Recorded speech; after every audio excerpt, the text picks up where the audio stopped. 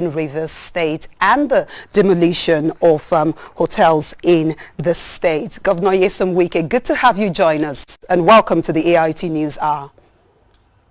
Thank you very much. Let me go straight to the report that you just saw, where we have some members, some residents of your state who have condemned the demolition of hotels in the state. Reactions, we have seen reactions everywhere. Some are not very happy with you about that. So please tell us, after this nationwide condemnation, those, even some from your support base, do not seem to be in support of that action. Do you regret the decision you made to demolish these hotels? Well, with all due respect, I do not regret the decision we took at the Security Council that we're going to demolish the hotels. Now, you know, in Nigeria, so many people jump into issues without knowing the facts or having the facts at the background. We always act on sentiment, we always act on the emotions. Of course, I understand that.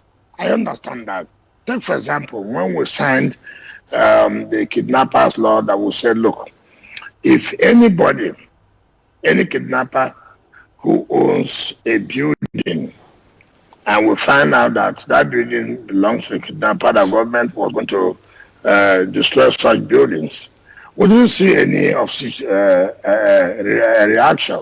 We're talking about life and death. And what happened in this case?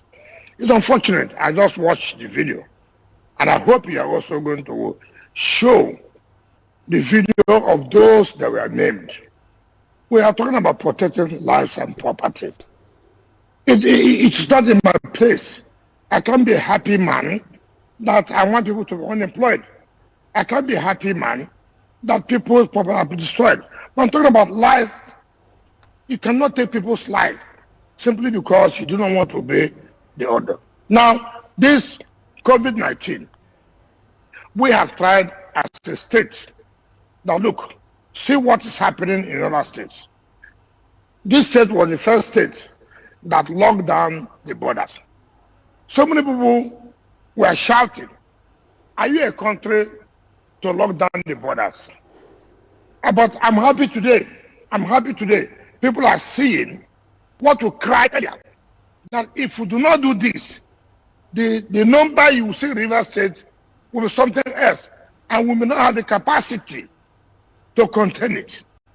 And therefore, there is the need for us, to say, lock down our borders, let us not have the influx of people coming in, so we'll be able to contain those who are inside our state.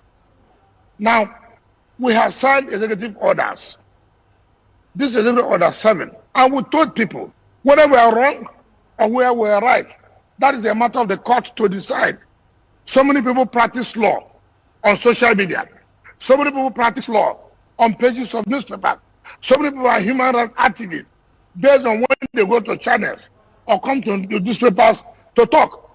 I cannot say that what I have done, as far as I'm concerned, I can say what I have done, that was right, because it was a Security Council decision. But I may be wrong. Let the court pronounce that I was wrong, or the Security Council was wrong. It's a different matter. But then what happened? I called all traditional rulers. I called all chairmen of councils. Listen, the index number we have, for what it has shown, more of these index numbers are from hotels. So what do? Let us shut down the hotels for now and find out how the number will increase. If it increases, and with what we have, we're not okay, it comes from the hotels as we have been given the numbers.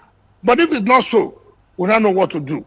So Security Council met. It's okay.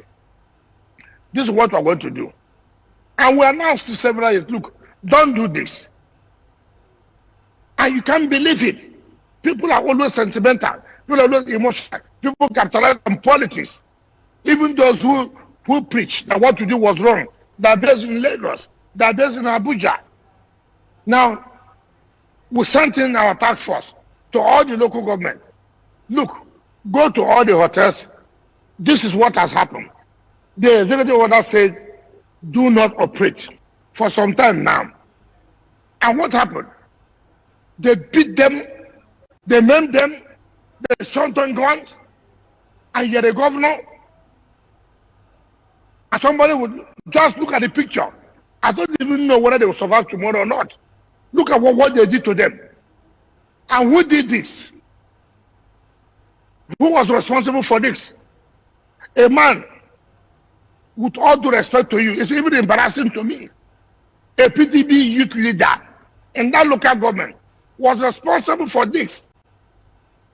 To say nobody can direct him on what to do. But he has the powers. He has the right to maim other people, to shoot them. Look at them lying down in the hospitals. Nobody knows what tomorrow will be. Governor Wike, with due respect to you, we do understand that there's an issue of human rights there. However, I want to take you back to the demolition of the hotel. We're looking, a lot of states are looking at the post-COVID-19 economies of their state. Don't you think that there could have been, other measures that you could have taken against defaulters? Maybe seizure of such property, for instance, would have helped to deter others. Okay, let me tell you, that is why I say Nigerians, you see, Nigerians, we forgot yesterday. You're talking about seizure. If I seize the hotel, does it not belong to the state? If it belongs to the state, don't I have the right to not demolish what belongs to the state? Assuming what you are saying. I'm talking about life. Look at people in the hospital that were shot. And you're telling me you don't consider another measure of whether seizing the hotel. Let's even concede to that. The state government, okay, we have seized the hotel. But do we have right to say, okay, demolish it, since it's not our property? Let us put some other things there.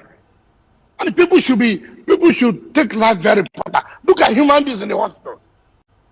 You have the right to carry gun. You have the right to carry a knife, to kill people, simply because they said, don't do this. And you shot them.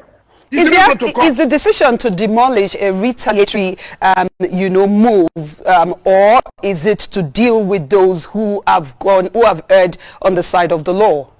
No. First of all, it's not retaliatory. What we're saying is that, listen, we have said, if you violate, we will have to demolish.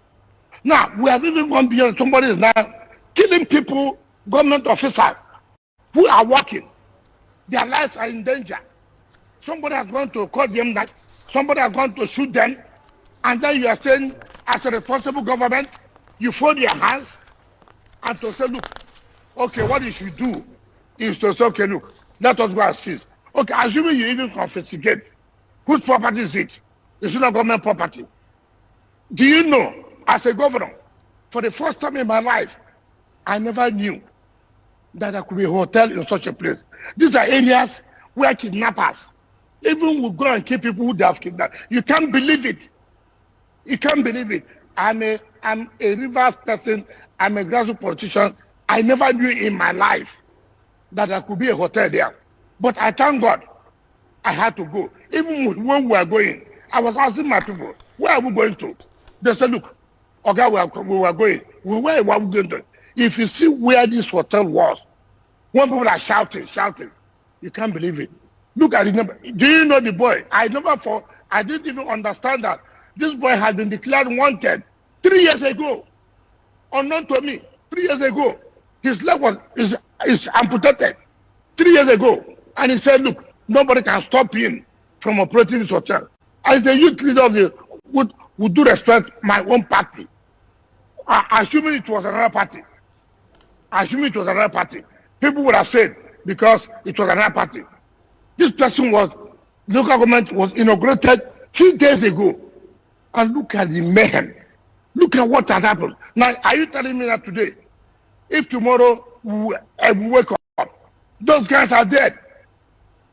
What would you say? I say that I'm a responsible governor. Governor, yes, Before we let you go, we would like to hear what else you have to tell the people of Rivers State during this lockdown. We are aware that your government, your administration has continued to distribute palliatives across the state. How far and how long do you think that is sustainable? And your words to people of your state as we round off. Thank you for giving us this opportunity. And that's what is good. When something happens like this, you give the other people the opportunity and hear from them. As far as the palliative is concerned, I was the first governor, and I said so, who started this palliative on our own. People criticize, oh, it was a party. I said, how party? It's okay. Bring in the media, bring in the civil society, bring in the clergy. Let them be party to this palliative. And I can tell you today, in all the local government areas, people are happy of what we have done. We are not saying that what we are giving is enough to solve the problem of poverty. No, that's not the truth. If you like, give people food every day. That cannot solve the problem of poverty. But that would be able to cushion the effect of the suffering. And that's what we are saying. And we are saying that, look, for us, I have told the traditional rulers, the president of America United said he's releasing $3 billion, telling all the farmers whatever they produce can no longer be exported, that the American government will buy them off. We have also said to all the farmers in Rivers State, all the produce will buy them off. First of all, having bought them off, that has helped you not to lose anything, but then we also take it and feed people. All right, Governor. Our prayer is that, look, God will help us. God will help us to see that we come out of this COVID-19. But we say amen to that, Governor Nyesom Wike. We really have to go. Unfortunately, we don't have a lot of time. We want to thank you very much for joining us. Rivers State Governor Nyesom Wike, he joins us as we spoke about the issues surrounding the lockdown and the demolition of the hotels in Rivers State. Thank you again for your time, and we wish you all the best, Governor. Thank you very much for the opportunity. Thank you.